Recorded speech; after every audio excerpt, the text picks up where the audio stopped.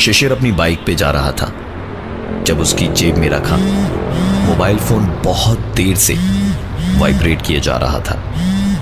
शिशिर ने अपनी bike side में लगाई, अपने हेलमेट को उतारा तो दिसंबर की ठंड में चलती हुई तेज हवाओं का उसे अंदाजा लगा। रात का वक्त था, सड़क सुनसान थी। वाइब्रेट होता हुआ फोन उसने अपने पॉकेट से निकाला तो देखा 1% ही बैटरी बची थी और फोन उसकी बीवी प्रीति का था।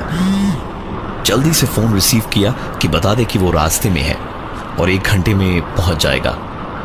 लेकिन फोन उठाने के बाद कुछ बोलने से पहले ही फोन में एक आवाज आई। शिशिर ने फोन देखा तो ऑफ हो गया था। पता नहीं क्या इमरजेंसी हो गई जो प्रीति ने इतनी देर से उसे फोन किया था, क्योंकि जनरली प्रीति कभी भी शिशिर को इस समय फोन नहीं करती थी। इधर उधर देखा तो सामने ही बस स्टॉप के बगल में एक खंभा लगा था जिसके नीचे एक भिखारी कंबल ओढ़े बैठा था और खंभे पे लगा था एक पे फोन। शिशिर ने तुरंत अपनी जेब में हाथ डाला और 1 रुपए का एक सिक्का निकाला। फोन में सिक्का डालकर उसने प्रीति का नंबर डायल किया।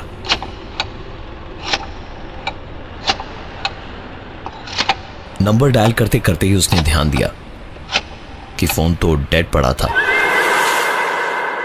फोन रखकर शिशिर पलटा ही था कि तभी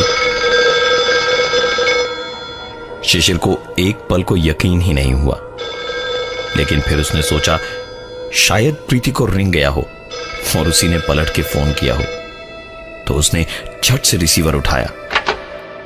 इससे पहले कि शिशिर कुछ बोले, फोन की दूसरी तरफ से आवाज आई।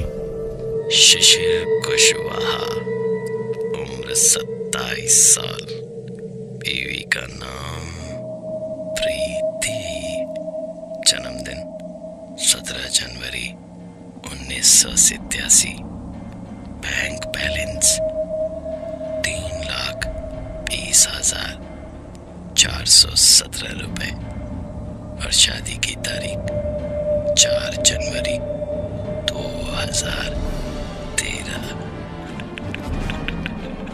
शिशिर फोन के इस तरफ से बस हेलो हेलो, कौन हो तुम, कुछ इस तरह ही चीखता रहा।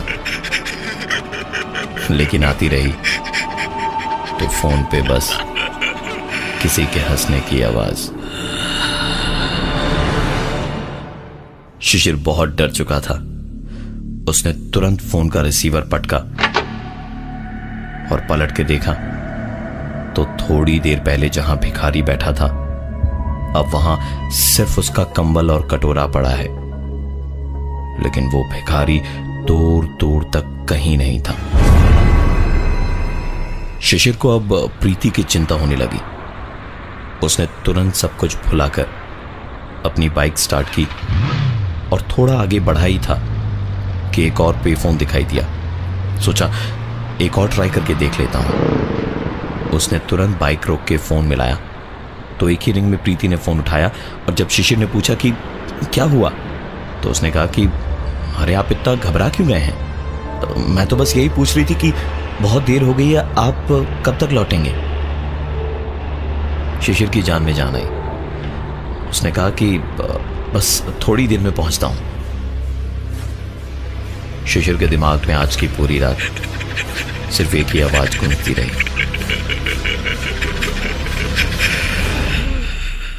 शिशिर ने अगले दिन उस इलाके में रहने वाले अपने दोस्त भरत से पूछा कि यार तेरे घर के पास वाले बस स्टैंड का पेफोन चलता नहीं है क्या। भरत जोर जोर से हंस पड़ा और बोला अरे वो फोन तो कई सालों से डेड पड़ा है। यह सब कुछ सुनने के बावजूद शिशिर को अपने साथ हुई चीजों पर ज्यादा यकीन था। इसलिए वो देर रात जब ऑफिस से निकला तो सीधे उसी फोन बूथ पे पहुंचा और एक बार फिर सिक्का डाल के फोन नंबर मिलाया। लेकिन फोन डेड पड़ा था और रिसीवर रखते के साथ वापस एक आवाज। शिशिर ने फोन उठाया तो दूसरी तरफ से सिर्फ एक हंसी सुनाई देती रही और उसके बाद फोन कट गया। शिशिर बार बार रिसीवर के हैंडल को मारता रहा, लेकिन कोई फायदा नहीं हुआ। शिशिर के दिमाग में सिर्फ 2 सवाल थे जब उसने अपनी बाइक स्टार्ट करी थी। पहला ये कि उसके बारे में इतना सब कैसे जान गया कोई, और दूसरा ये कि उसी के साथ ऐसा क्यों हो रहा था। बाइक पर थोड़ी दूर आगे जाते ही उसके हेलमेट पे अचानक शिशिर को लगा कि शायद ये उसका भ्रम है, लेकिन ठीक तभी उसके हेलमेट पे दोबारा किसी ने ठीक पहले की तरह मारा। शिशिर का ध्यान तुरंत अपनी बाइक के शीशे पे गया, जिसमें साफ तो नहीं पर धुंधले रूप में उसे दिखाई दे रहा था जैसे कोई उसकी बाइक के पीछे बैठा हुआ है। शिशिर ने हिम्मत करते हुए अपने चेहरे को पीछे की तरफ घुमाया तो पाया कि वहां कोई नहीं था। शिशिर वापस सामने की तरफ पलटा ही था कि अचानक उसके बगल से एक ट्रक निकल गया। शिशिर ने किसी तरह अपने आप को बड़ी मुश्किल से इस शॉक से संभाला और एक बार फिर बाइक स्टार्ट करके घर की तरफ चल पड़ा। घर वापस पहुंचा तो देखा प्रीति उसका इंतजार करते करते डाइनिंग टेबल के पास सोफे पे ही सो गई थी। उसे जगाकर फ्रेश होने के बाद दोनों ने खाना खाया और पूरे वक्त प्रीति दिन भर की बातें करती रही और उससे बार बार पूछती रही कि शिशिर का दिन आज ऑफिस में कैसा गया। लेकिन शिशिर ने उसे सब कुछ न बताना ही मुनासिब समझा और इसलिए फोन वाली पूरी बात उसने अपने अंदर ही दबाए रखी। खाना खा के शिशिर जब रोज की तरह सोने से पहले लेटे लेटे रीडिंग लाइट चला के किताब पढ़ रहा था तो उसे कुछ सुनाई दिया। आवाज बाईं तरफ से आ रही थी। उसने जैसे ही अपनी गर्दन बाईं ओर घुमाई तो आवाज दाईं ओर से आई। जब उस तरफ गर्दन घुमाई तो आवाज अब सामने से आने लगी।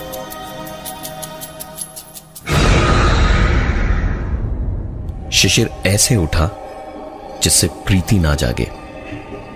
उठ के जब ध्यान से सुना तो पाया कि आवाज किचन से आ रही थी। शिशिर धीमे धीमे दबे कदमों से चुपचाप किचन की तरफ गया। जैसे ही वो किचन के पास पहुंचा आवाज साफ होती गई और बढ़ती गई। किचन के दरवाजे पर पहुंच के जब उसने हल्की सी रोशनी में अंदर देखा तो उसे दिखा कि कोई वहां किचन के अंदर खड़ा है। शिशिर ने बिना कोई आवाज किए जैसे ही लाइट का स्विच ऑन किया, लाइट के जलते ही उसका वहम दूर हो गया। वहां पर कोई भी नहीं था। वापस बत्ती बुझाने को पलटते वक्त उसकी नजर किचन के गैस वाले रैक पे गई तो देखा एक टूटा पुराना सा कटोरा वहां रखा था। शिशिर उस कटोरे को देख ही रहा था और याद करने की कोशिश कर रहा था कि उसने वो कटोरा देखा है कि तभी एक शोर की चीख से उसका ध्यान उस कटोरे से हट गया।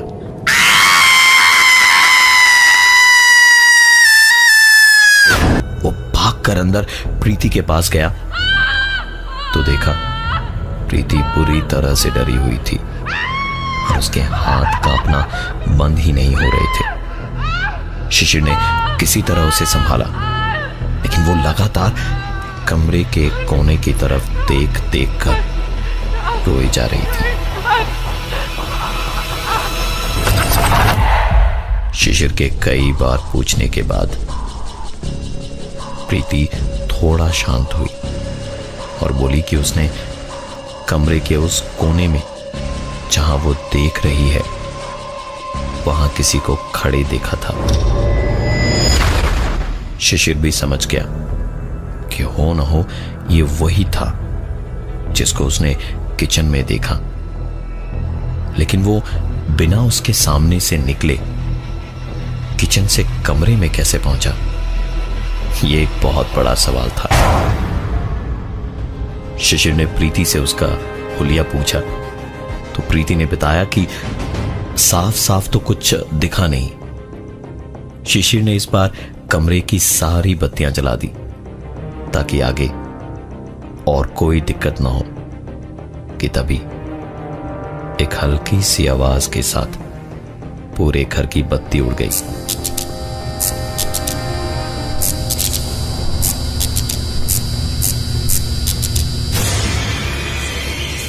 शिशिर ने टूल बॉक्स उठाया और मीटर रूम की तरफ चल दिया।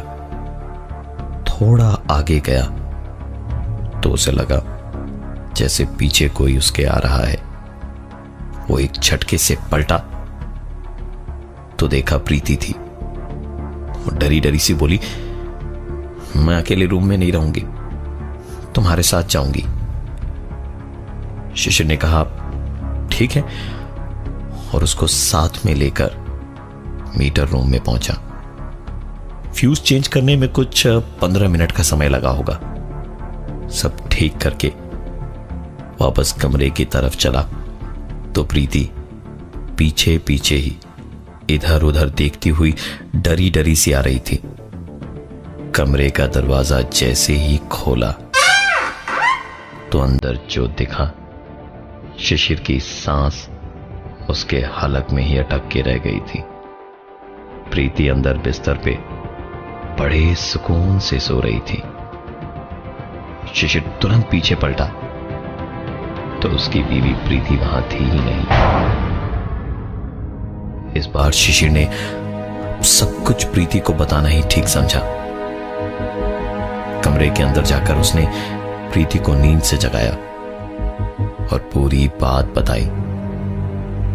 शिशिर की बात शायद खत्म ही हुई थी कि प्रीति ने कहा, तो दे दो ना ऊपर वाले के नाम पे कुछ पैसा लेकर जाने के लिए। कफन में जेब थोड़ी होती है।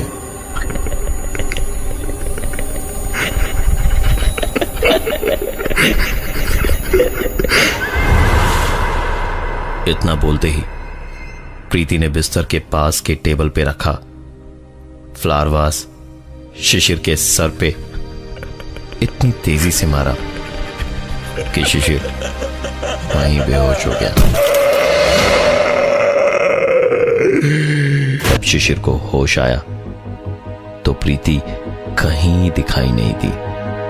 उसके मोबाइल पर फोन किया तो मोबाइल घर पे ही तकिए के नीचे रखा हुआ पाया गया। पागलों की तरह सारा दिन उसने प्रीति को ढूंढा और आखिर में थक हार कर पुलिस स्टेशन में रिपोर्ट भी लिखवाई। काफी रात हो गई थी। शिशिर ने सोचा क्या पता शायद प्रीति वापस घर लौट आई हो, इसलिए एक बार फिर वही रात का वक्त, वही सड़क, एक तरफ मैदान और एक तरफ इक्के दुक्के मकान। सब कुछ वापस शिशिर के दिमाग में लौट कर आ रहा था। शिशिर बाइक चलाते चलाते सोच ही रहा था कि प्रीति कहां जा सकती है कि उसके हेलमेट पे किसी ने हल्के से मारा। इतना सब कुछ होने के बाद तो वहम भी सच ही लग रहा था शिशिर को। वो आवाज एक बार फिर हुई उसके हेलमेट पे। इस बार शिशिर ने जानबूझकर उस आवाज को सुनने के बावजूद पीछे पलटकर देखने की हिम्मत नहीं करी। अब बाइक चलाते चलाते एक आवाज उसके कानों में धीरे धीरे आ रही थी। ऊपर वाले के नाम पे, ऊपर वाले के नाम पे, ऊपर वाले के नाम पे, ऊपर वाले के कुछ ऊपर वाले के नाम पे, ऊपर वाले के कुछ ऊपर वाले के नाम पे, ऊपर वाले कुछ ऊपर नाम। और इसी के साथ और धीरे धीरे एक सिक्के की धीमी सी आवाज से वो कब हजारों सिक्कों की बेहद जोर की आवाज बन गई, शिशिर को पता ही नहीं चला। शिशिर के कानों में इसी आवाज के साथ एक दूसरी आवाज जब तक आई, तब तक बहुत देर हो चुकी थी। शिशिर की आंख सीधे हॉस्पिटल में खुली। हाथ पैर उसके हिल नहीं रहे थे। बंद आंखों के ही एक कोने से उसे दिख रहा था कि नर्स हाथ में दवाइयां और इंजेक्शन वाली ट्रे ला रही थी, लेकिन उसके चलते वक्त आवाज दवा की शीशियों या इंजेक्शन के सिरिंज की नहीं, बल्कि सिक्कों की आ रही थी। 6 महीने के बाद जब शिशिर हॉस्पिटल से निकला तो उसकी हालत बहुत बुरी थी। प्रीति का कभी कोई पता नहीं चल पाया। हॉस्पिटल के बिल में शिशिर के सारे पैसे खर्च हो गए थे। दुनिया में कोई रिश्तेदार था नहीं, तो कोई कभी उससे कुछ पूछने भी नहीं आया। एक्सीडेंट के बाद आंखें सिर्फ थोड़ी दूर तक ही देख सकती थी। एक हाथ और एक पैर में रॉड लगी थी और इंटरनल ब्लीडिंग कभी भी हो सकती थी। ऐसी मेडिकल कंडीशन की वजह से नौकरी भी कहीं नहीं मिली। आज की तारीख में शिशिर उसी टेलीफोन बूथ के पास उसी भिखारी वाली जगह पे बैठा है और पछतावा इसी बात का है कि इन सारी घटनाओं से 1 साल पहले इसी जगह उसकी बाइक से देर रात एक एक्सीडेंट हुआ था और उसने घायल हुए उस आदमी को वहीं तड़पता छोड़ दिया था।